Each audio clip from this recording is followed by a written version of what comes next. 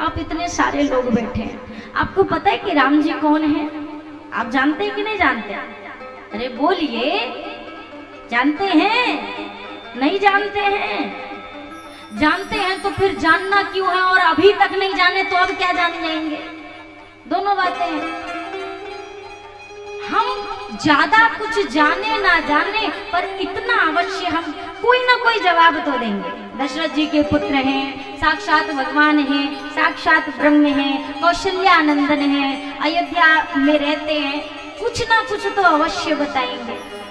पर ये भरद्वाज जी महाराज कहते हैं, मैं नहीं जानता कि राम जी कौन है, मुझे नहीं पता।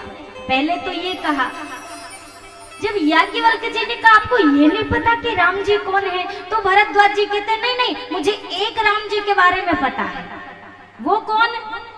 एक राम अवधेश कुमारा, तिन्ह कर चरित विदित संसारा,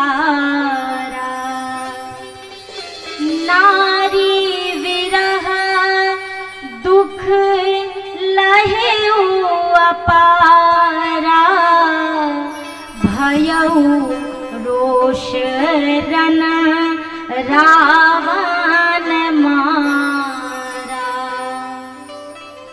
एक राम जी को मैं जानता हूँ। वो कौन से राम जी हैं? अयोध्या के जो राजकुमार हैं, दशरथ जी के पुत्र राम जी, उनको तो मैं जानता हूँ।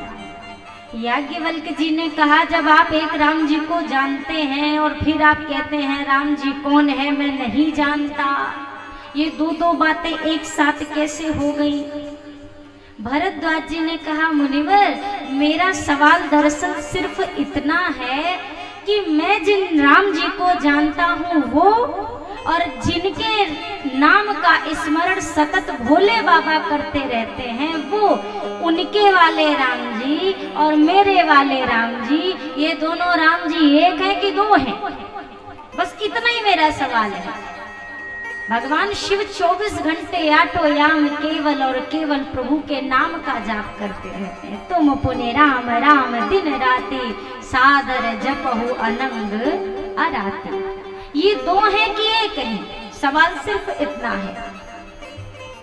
श्री कबीर दास जी ने भी एक जगह कहा है, एक राम दशरथ का बेटा, एक राम घट घट में बैठा, एक राम का सकल पसारा, एक राम सब जग से न्यारा। कबीरदास जी भी कहते हैं। किसी ने कहा, कबीरदास जी कहते हैं एक राम, पर चार राम तो उनने खुद ही गिना दिए।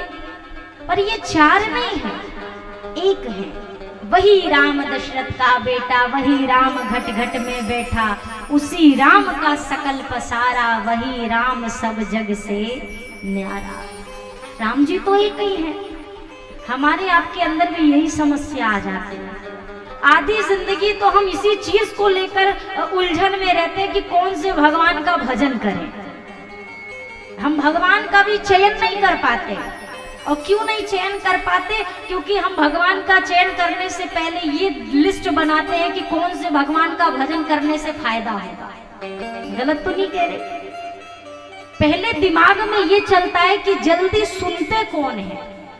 एक निवेदन करूं, करबद्ध प्रार्थना सब सुनते हैं।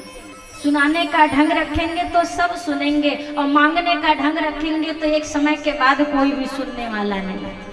मैंने कल भी आपसे आग्रह किया, कल भी निवेदन किया, ठाकुर जी तो सुनते ही हैं। अरे चींटी के पग नूपुर बाजे, वो भी साहब सुनता है। चींटी के पैर में अगर आप पायल बांध दीजिए ना, ठाकुर जी वो भी सुन लेते हैं। अब थोड़ा सा हिसाब किताब लगाइएगा कि कितनी बड़ी चींटी, कितने बड़े वाके पैर और कितनी बड़ी उसकी पायल। इस आवाज को भी जो ठाकुर जी सुन लेते हैं, क्या हमारी आपकी पुकार वो नहीं सुनते होंगे? और अगर पुकार नहीं पहुंच रही है तो दो कारण है। एक योगी, जोगी जानते ना, जोगी बाबा, वो जो एक तारा लेकर भजन गाते हैं और भिक्षा की मांग करते हैं। एक जोगी बाबा थे, भिक्षा मांगते थे। एक घर के द्वार पर वो पहुंचे और वहां पर जाकर भिक्षा मांगने लगे, भजन गाते हुए भिक्षा की मांग कर रहे हैं। घर की जो मैया थी, घर की जो माता जी थी, वो पहुंची अपने रसोई में, वहां से कुछ अनाज निकाला, अनाज लेकर के आई और उनके घर का जो पहला कमरा था वहीं खड़ी हो गई। जोगी बाबा ने एक भजन गा लिया, दो भजन गा लिया, और मैया जी जो हैं घर की माता जी, वो भिक्षा दे नहीं रही, अपने घर के पहले कमरे में खड़ी और खड़ी होकर भजन सुन रही। पति देव ने कहा, देवी अगर आप भिक्षा लेकर खड़ी हैं, देना भी चाहती हैं, तो बेचारा कब से गाए जा रहा है, भिक्षा दे दो। देवी ने कहा, मैया ने कहा, स्वामी इच्छा तो मेरी भी करती है कि दे दूं, पर मैं जानती हूँ जैसे ही मैं इन्हें भिक्षा दूंगी ये भजन गाना बंद कर देंगी और यहाँ से चले जाएंगे। ये तब तक मेरे द्वार पर भजन गा रहे हैं जब तक मैंने इनको भिक्षा नहीं दी है, मिलने के बाद कौन टिकता है। ठीक उसी प्रकार ठाकुर जी को भी ना आप ये विचार करिएगा, जिस प्रकार वो मैया को उस जोगी के भजन में आनंद आ रहा है इसलिए देने में विलंब कर रही है, ठीक उसी प्रकार जब आप ठाकुर जी से प्रार्थना करते हैं, संसार की चीज मत मांगिएगा, एक चीज मांगिएगा, प्रभु अपनी थोड़ी सी भक्ति मुझे दे दीजिए। मैंने कल भी आपसे 3 लक्ष्मी की चर्चा की थी, उस एक लक्ष्मी की मांग होनी चाहिए, प्रभु आपकी भक्ति मिले। और आप बार बार प्रार्थना करते हैं और उधर से विलंब, आपको ऐसा लगता है विलंब हो रहा है, हालांकि होता नहीं, पर अगर आपको लगता है ठाकुर जी मेरी प्रार्थना सुन ही नहीं रहे हैं, तो यही सोच लेना ठाकुर जी को आपकी प्रार्थना बहुत अच्छी लग रही है, इसीलिए वो थोड़ा सा इंतजार में है कि तू गाता रहे, मैं सुनता रहूंगा। और भगवान को जिसकी चीज अच्छी लगने लगे, यही सब ग्रंथ कहते हैं, यही सब वेद गाते हैं, न जाने कौन से गुण पे दयानिधि रीझ जाते हैं। भगवान को जरूरी नहीं हमारी प्रार्थना ही अच्छी लगे, भगवान को किसी किसी भक्त की गाली भी अच्छी लग जाती है।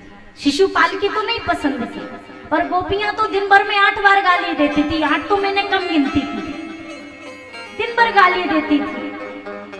नरसिंह मेहता के सामने जब ठाकुर जी पहुंचे भात भरने के लिए, नरसिंह मेहता ने कहा, आगे केश खिंचाई के पीछे बढ़ायो चीर, और आवत लाज लग्यो नहीं आखिर जात अहीर।